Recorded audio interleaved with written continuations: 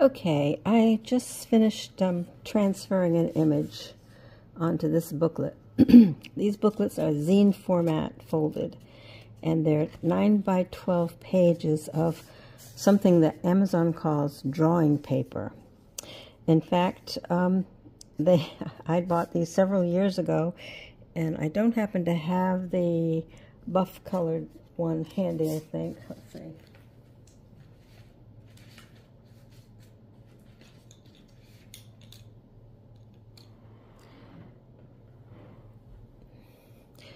Not handy. Anyway, it comes in two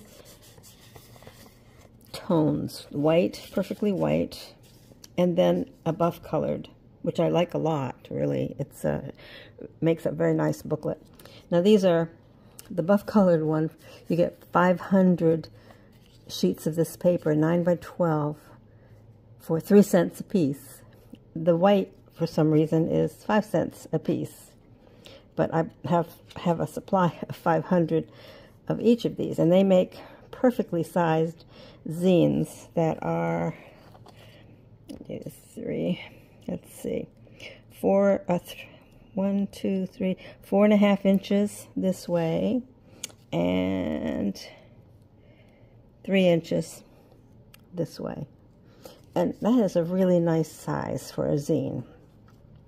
Usually I have it folded in such a way that this is the first page. I don't know why. I must have started this one upside down because I like the first page to be a side folding pocket. But in this case, I must have started wrong, and nothing is wrong. It's just different. And this has the front loading pocket. And all I have to do is glue the bottom, and I may stick something in here, like writing paper or notes or whatever. But these are handy to take traveling with you. If you make up a whole bunch of these, just fold them and then use the corner rounder to clip the corners and just take them with you. They don't take much room, and you can actually combine them so you have several of them. So it'd be great for a little diary. It'd be great for a journal, for a trip. But what I'm going to show you today is something I've just recently learned. For a while now, this is a backing paper for the sticker paper that I use. And if I post this to YouTube, and I might, usually I do, but not always. But I will, if I do post it, I will put some links below the video to show where I got most of this stuff. But anyway, if you make these little up, then you have a corner rounder. You use, and everybody on earth has a tutorial on how to fold these. But they literally are, I'll just open this up and show you since I don't have it glued, one sheet. As it turns out, let's see, I have some sticky stuff here. Yeah, one sheet of paper, in this case 9 by 12.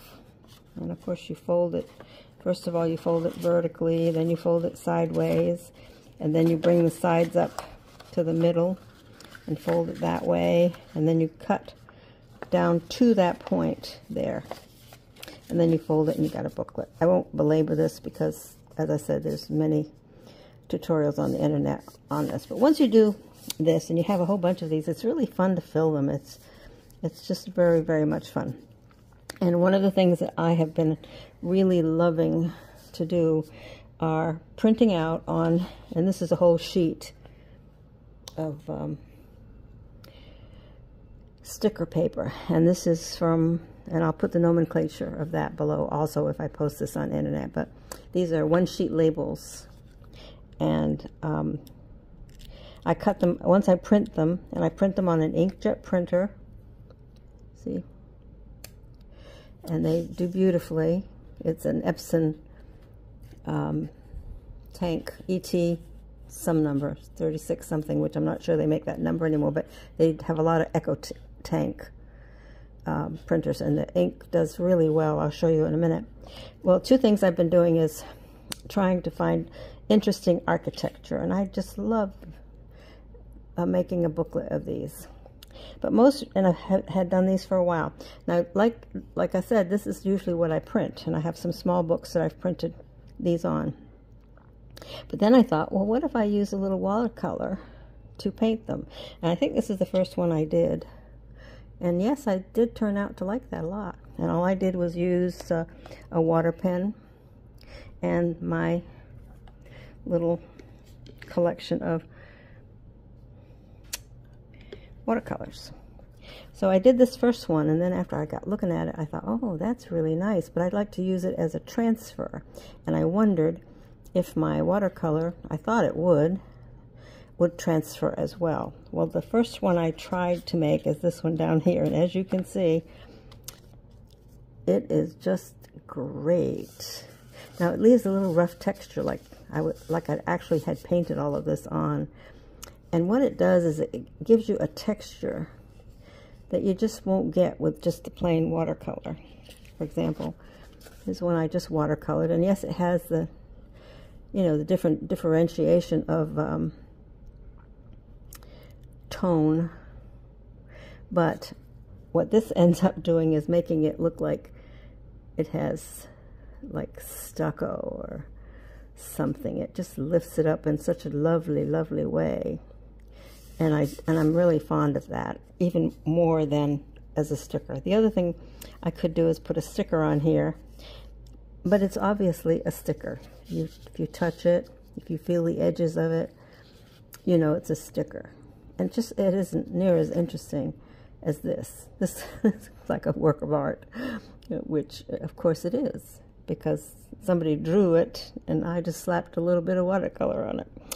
Now, if you love architecture, and I do, and I think it makes beautiful, I'm going to give you a little tip here.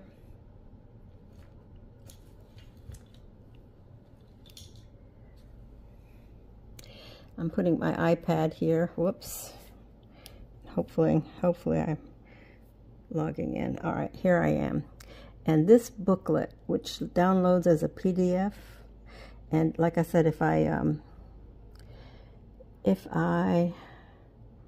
put this on YouTube, I will put where to find this PDF that downloads, and it's marvelous.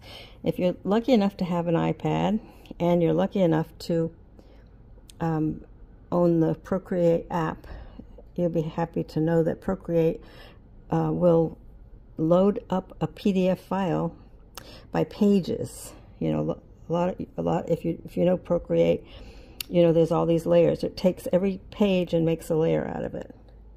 For example, let's see, and you can of course even read the text if I click on it. You know, which is a handy thing to have. I'll tell you about that in another story. But if you wanted to clip pieces of architecture, it's easy to do. For example, this is with Procreate, and I'm on this layer. Say I wanted this house up here.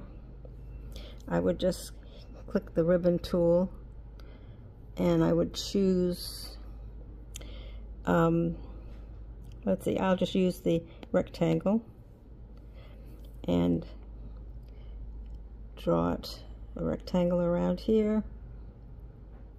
Click copy paste, it puts it on another page. Then I'll hit the wrench and say share. Say I want to choose PDF, but I could also choose JPEG. So now I have saved that in my gallery. But that's just one way I like to use my iPad.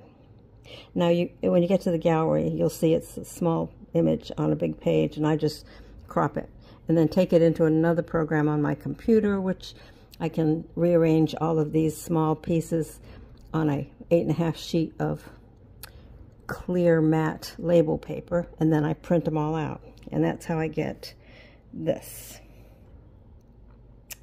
So what have I learned? Let me see, let me pause this for a minute. Okay, this is the clamshell that I get my, I guess I did 100. Bought these are like $60, but you can get smaller supplies. You can get 10 or 15 or 20 sheets.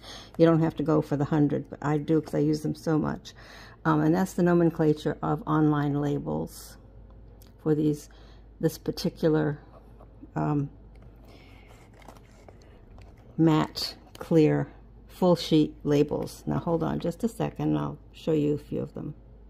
Well, while we're waiting, I will show you that this is one of the booklets I made out of the buff colored. I finally found it, and these are all transfers that I've done.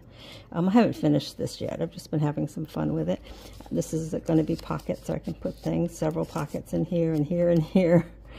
I mean, this is really fun because this particular pocket has a pocket there, pocket there, pocket there, pocket there, and one there. So if I wanted to fill this up, but you'll see how beautiful the transfer is and how it lifts.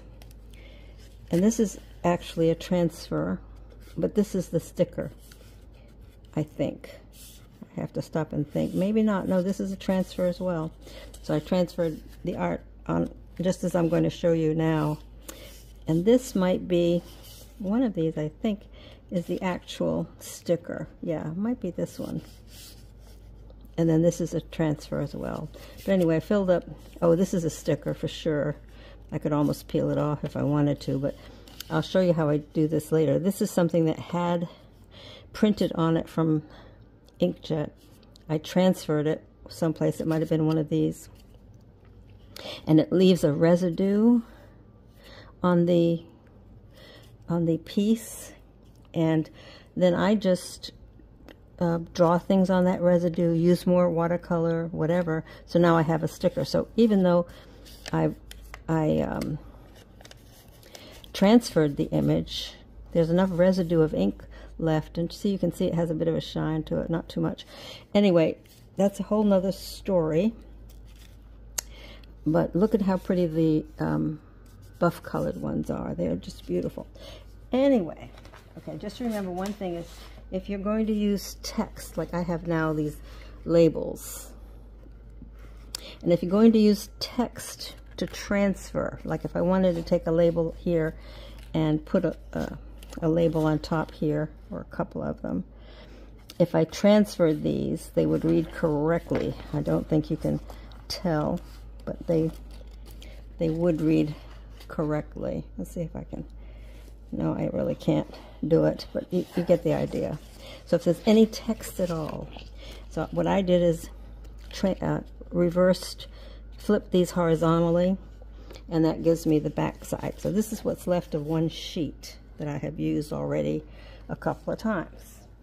And as I said, I print up a whole bunch of stuff, and I just can't help myself. And I'm loving the you can get a real clean, tight transfer, which I have done of some of these, but you'll see how I set them up in my computer, and I've already cut that one out. So I can get a lot of things that I can cut out. And this is the backing sheet over here. The label is here. And I could still transfer these little bees, or I could just use them as stickers. So you get quite a bit of use from them, and they're really, really fun to work with. Let's see. Yeah, here's one that shows those ladies that I put on that booklet.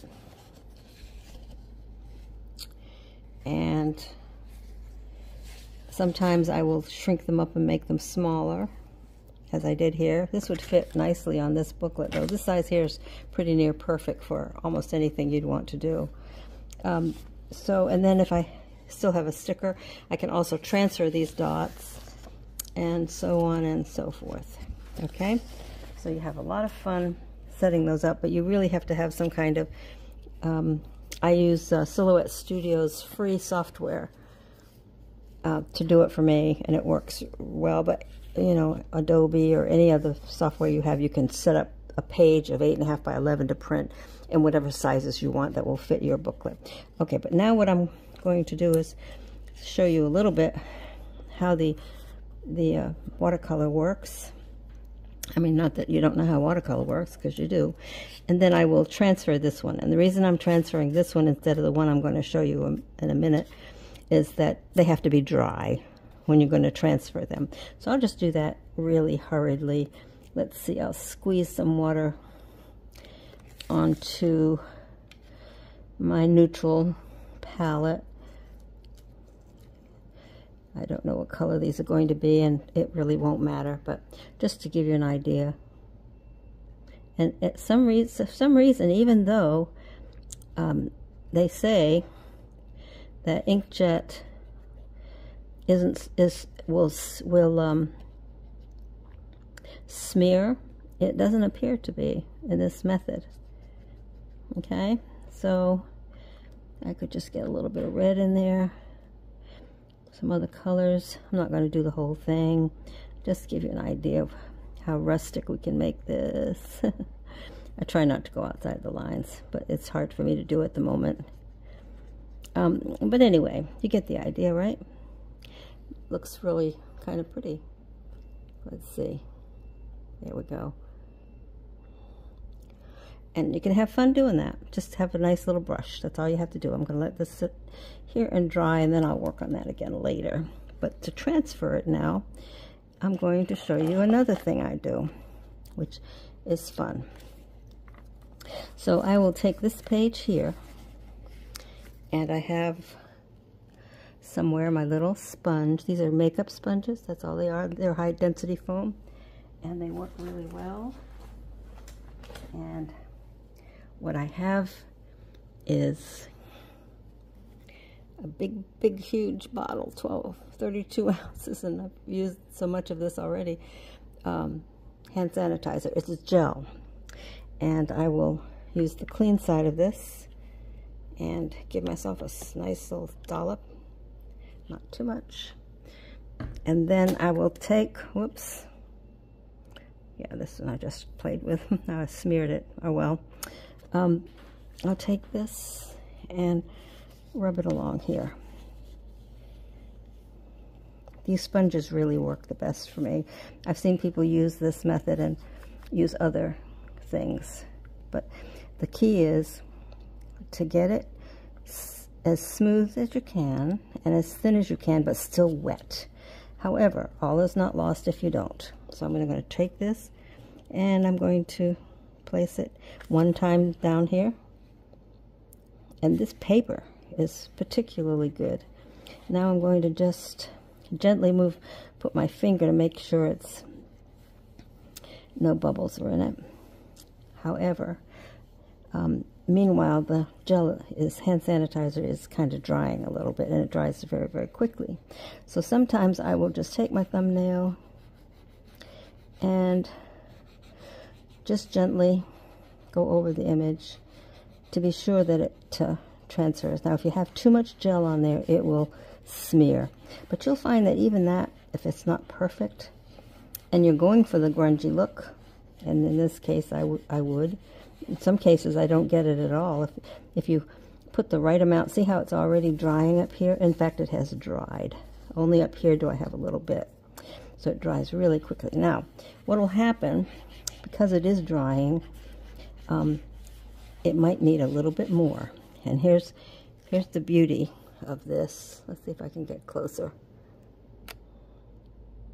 Yeah. I lift the corner. Whoops, as soon as I can find a corner. And look, it's not transferring completely. And what you want to do is look over here. If you look over here and you see some left that's not transferring, not a problem. I just take my little sponge, which still has some stuff on it, and dab it. And if it doesn't have enough, I just add a little bit more. Let me put a tiny bit more on here, just to have it. Okay, now I've pushed that down, and I will burnish it with my fingernail. The fingernail does work really well. Let's see. See, now there's hardly anything left except the ghost. The ghost. Oh, I'm sorry I'm shaking the camera, but can't be helped.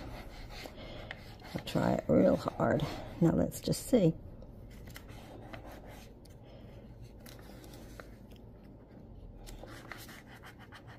And you'll note that it picks up the, look at how nice that went, just for my fingernail going over it. And it picks up the watercolor really well. Now let's see what this side is doing.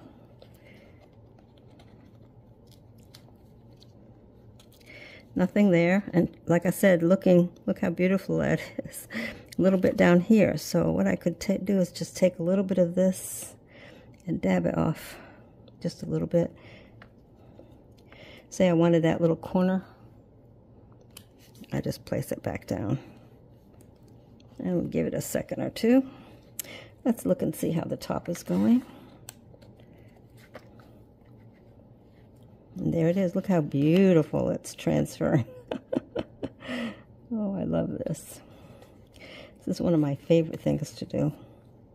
It looks like I spent a lot of time getting that gorgeous image. Now this is the sticker. It's now going to dry. And like I said, I could take my little pen, and when this is dry, replicate the same image I want, and then it could be a sticker. Or I could paint over it entirely, as I've done sometimes. Let me see if I can show you some. Sometimes I have bits and pieces left, and I watercolor them. And this is a sticker, for example. I can just use anything I want. Many of these down here were also stickers that I had used to transfer what was left. Sometimes I'd just scribble on them, but now they're stickers. I can use them for whatever. But anyway, this is the ghost that's left. I can try to replicate the design using tools like watercolor, and I found that these Sharpie pens work great. A regular tip and a very, very fine tip here, which is super good. But you have to wait till it dries, because ink does not like alcohol. Well, I say it doesn't, but the alcohol in the hand sanitizer does enable all of this to transfer. And look at that. Now, you could transfer the black and white image, then color it, but I wanted to see if I could do both. Transfer the whole thing and get that same kind of look. And there it is. That's page 2, page 1, page 2, and I'll do the other 2 pages or all of them this way. So that's it.